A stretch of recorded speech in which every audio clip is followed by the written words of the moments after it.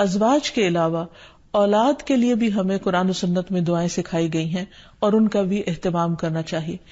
انسان اپنی زندگی میں اپنی بہترین کمائی اپنی اولاد ہی کو سمجھتا ہے، اور انسان اپنی زندگی کا بہترین سرمایہ اپنی اولاد پر خرچ کرتا ہے، اور اپنے بعد بھی ان کے لیے ہر طرح کی راحتیں اور نعمتیں چھوڑ کر جانا چاہتا ہے. لیکن اگر اولاد نیک ہو تو وہ والدین کے لیے صدقہ جاریہ بھی بنتی ہے، اور والدین کے خون پسینے کی کمائی کو ان کی زندگی میں اور ان کی زندگی کے بعد بہترین جگہوں پر استعمال کرتی. لیکن اگر اولاد بگڑی ہوئی ہو تو زندگی میں بھی انسان کے لیے اذیت اور عذاب ہے، اور بعد میں بھی اس کے مال کو ضائع کرنے والی ہوتی ہے اور اس کے لیے بدنامی کا سبب بنتی ہے. اس لیے خصوصی طور پر اولاد کے لیے دعائیں کرتے رہنا چاہیے. نبی صلی اللہ علیہ وسلم نے فرمایا 3 قسم کے لوگوں کی دعائیں قبول ہوتی ہیں اور ان کی قبولیت میں کوئی شک و شبہ نہیں: مظلوم کی دعا، مسافر کی دعا، اور والد کی دعا اپنی اولاد کے لیے. یعنی جب باپ اپنے بچوں کے لیے دعا کرتا ہے تو وہ دعا بھی قبول ہوتی ہے. اسی طرح نبی صلی اللہ علیہ وسلم نے اس بات سے بھی منع کیا کہ کوئی اپنی اولاد کے خلاف دعا کرے یا اس کو بد دعا دے، کیونکہ وہ بھی قبول ہو جاتی ہے اور پھر انسان کے لیے پریشانی کا باعث بنتی ہے. اس سلسلے میں نبی صلی اللہ علیہ وسلم نے فرمایا اپنی اولاد کو بد دعا نہ دو، ایسا نہ ہو کہ وہ اللہ کی طرف سے قبولیت کی گھڑی ہو اور وہ تمہارے لیے قبول کر لے. اور اگر انسان کی ایسی دعا قبول ہو جائے تو پھر انسان کے لیے سخت پریشانی کا باعث ہو سکتی ہے یہ بات. پھر اسی طرح یہ ہے کہ اگر کسی کی اولاد نہ ہو تو اس کے لیے بھی دعا سکھائی گئی ہے، اور وہ دعا ابراہیم علیہ السلام کی دعا ہے جس میں وہ کہتے ہیں رب ہب لی من الصالحین، اے میرے رب مجھے نیک اولاد عطا فرما، صالح لوگوں میں سے عطا فرما. فبشرناہ بغلام حلیم، تو ہم نے اسے ایک بردبار بیٹے کی بشارت دی. یعنی اللہ سبحانہ وتعالیٰ نے ان کی دعا سن لی، اور یہ دعا بہت عرصے کے بعد سنی گئی تھی لیکن بہرحال سن لی گئی. ابراہیم علیہ السلام اللہ کے دوست تھے اور مستجاب الدعوات تھے، ان کی دعائیں قبول ہوتی تھی. لیکن یہاں یہ بات بھی پتہ چلتی ہے کہ دعا کی قبولیت کا مطلب یہ نہیں کہ جس وقت انسان منہ سے کوئی بات نکالے اسی وقت پوری ہو جائے. اس کی پورے ہونے میں بعض اوقات کئی سال گزر سکتے ہیں، جیسے ہم دیکھتے ہیں یوسف علیہ السلام کے واقعے میں، ابراہیم علیہ السلام اور دیگر پیغمبروں کے سلسلے میں.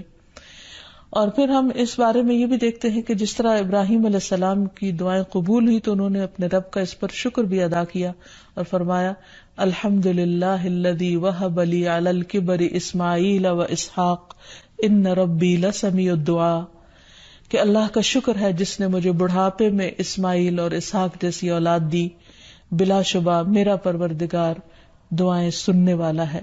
اور حقیقت یہ ہے کہ اللہ تعالیٰ پیغمبروں کی بھی سنتا ہے اور پیغمبروں کے علاوہ باقی لوگوں کی بھی دعائیں سنتا ہے.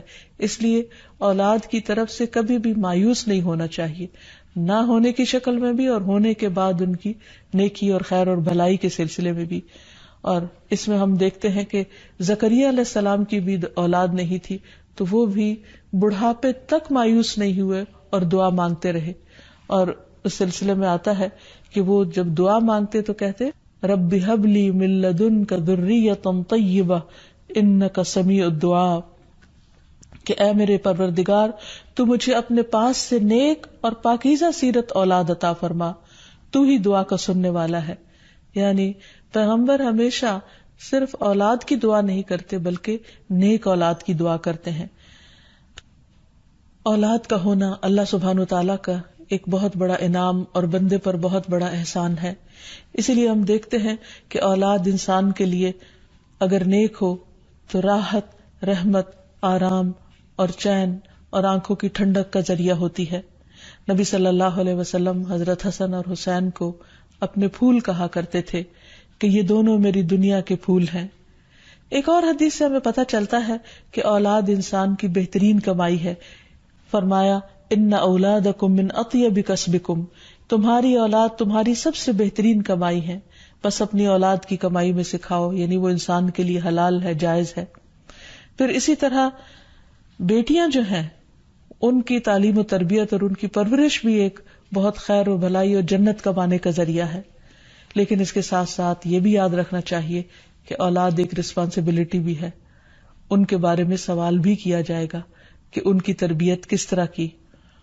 پھر خصوصی طور پر اسے ماں کی ذمہ داری قرار دیا گیا. اگرچہ ماں اور باپ دونوں ذمہ دار ہیں، لیکن عورت سے اس کے گھر والوں یعنی اس کے بچوں کے بارے میں اس سے سوال ہوگا کہ اس نے ان کی تربیت کیسے کی. تو اس لیے ہم سب پر لازم ہے کہ ہم اپنے بچوں کی دینی اور دنیاوی دونوں طرح سے بہترین تربیت کرنے کی کوشش کریں. تو آخر میں ہم دیکھتے ہیں کہ جو دعائیں ہمیں خاص طور پر اولاد کے لیے مانگنی چاہیے وہ ان کی نیکی، تقوی اور اصلاح کی ہیں، پیدائش سے پہلے بھی اور بعد میں بھی.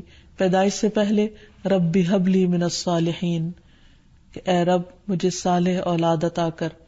رب ہب لی من لدنک ذریۃ طیبہ انک سمیع الدعاء، اے میرے پروردگار مجھے اپنی طرف سے نیک اور پاکیزہ اولاد عطا فرما، بے شک تو ہی دعا کا سننے والا ہے.